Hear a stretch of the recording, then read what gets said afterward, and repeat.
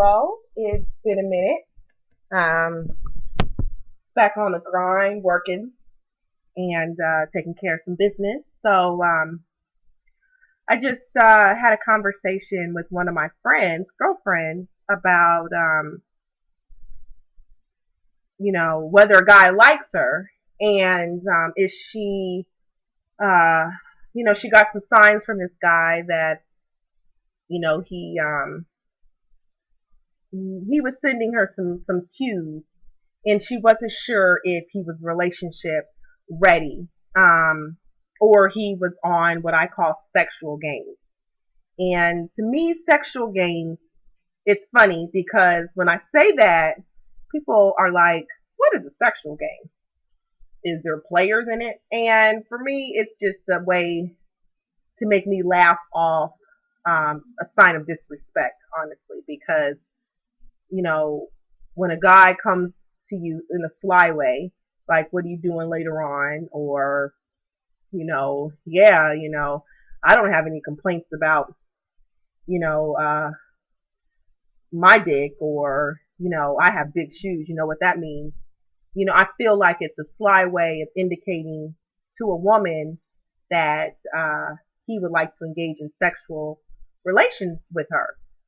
So, my friend, just to back up, had met this guy actually online on Facebook, and he told her, that he wanted to meet up with her. Do I think anything's wrong with that? No.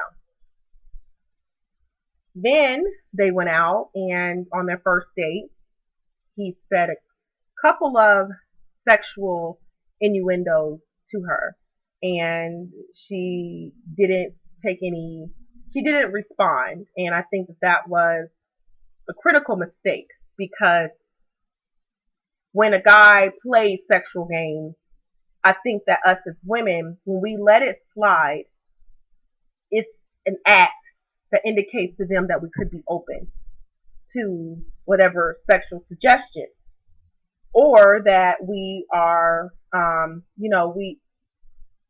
we're too dumb or too naive to even know what's going on. So I think that her first mistake was definitely to let the guy know, hey, you know, I don't really think that's funny, or I don't get down like that, or have another joke to let him know that you are not that type of woman. And that would also be an indication to me on a first date that he's probably not relationship ready. But what do we do as women? We give him another chance. So, she gave him another chance, and in a few conversations, he had brought up something about her getting out the shower or something like that, and what he would like to be over there. So that was strike two. And once again, well, this time she actually addressed it. And so they got into a conversation about what he was looking for. And so he lets her know, I'm looking for a main chick. I'm looking for, I'm not really looking for a serious relationship. And so, with that being said, that's information. And so she tells him, well, I'm not looking for that. So to me, that would have been the end of the story. But this is the killer for women who are listening. When a guy directly or indirectly tells you his intention, what do you do with that information? Do you have high enough self esteem to say, I respect what he's saying and that's not what I want? And it's not unreasonable because that's not what I want. Or do you say, you know what, maybe he didn't really mean that and I'm going to give it another shot because I'm lonely? And so the latter is what happened in my friend's case.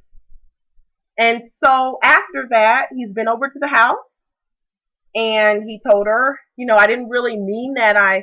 I've never been in a serious relationship and I'm a little scared. And it's, I could talk to one girl, but it's just a little hard for me because, you know, it, it's hard for me to focus on one girl and call her a girlfriend.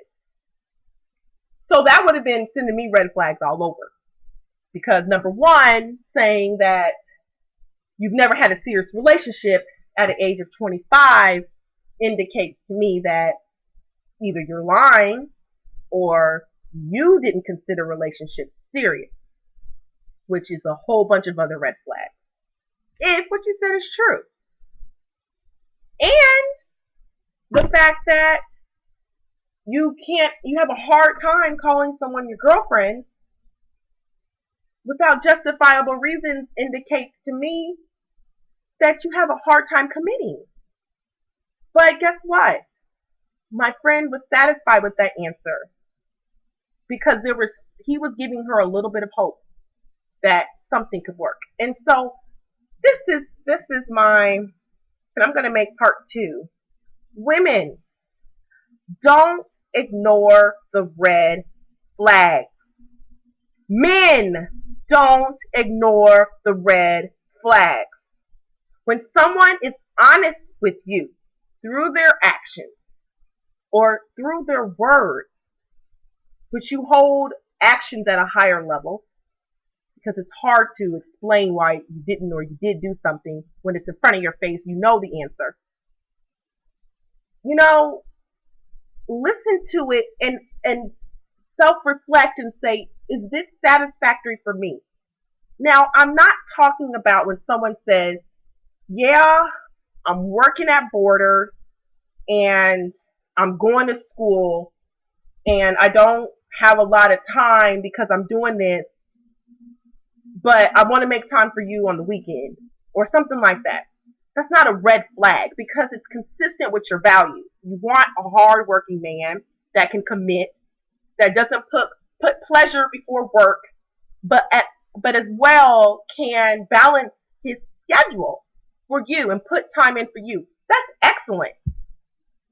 So don't misunderstand me when I'm talking about stereotypical black professional women that say he's working at Borders and that's not what I want. That is their want. They don't recognize it. That's actually their need. They don't want that, but that's what they need. So they'll characterize that as a red flag when it's not a red flag. It's honestly a very good thing, but they're blinded. Okay? And then your ghetto woman would come to the same conclusion. So, what am I getting at? Red flag. If you don't recognize it, how can you blame them for continuing to act the way they do? And, you know, I've seen red flags. You can't see every red flag, though. And you might see it in retrospect. So what do you get? You get someone that can see the red flag or see your situation from an objective point of view. An objective means they don't have any interest or stake. They don't have a lot of mess in their life where they can't clearly see what you're saying or are biased or prejudiced. So probably family members, friends who are lonely and single, generally people that are not happy with what's going on in their life, a lot of complaining, are probably people that are not going to be able or may mischaracterize or misrepresent what they believe to be as a red flag. You want someone like, for example, I think with a woman, you probably want a good, neutral guy friend that you've been knowing for a long time, has no type of sexual interest in you, or could be married, or a brother, would be a good person that can help you spot the red flag. For a man, it would be the same. An older sister, a married woman that's a good friend of yours, family, relative, that has good going on in her life. So I'm going to make another part two to this because I think it's important. So check me out.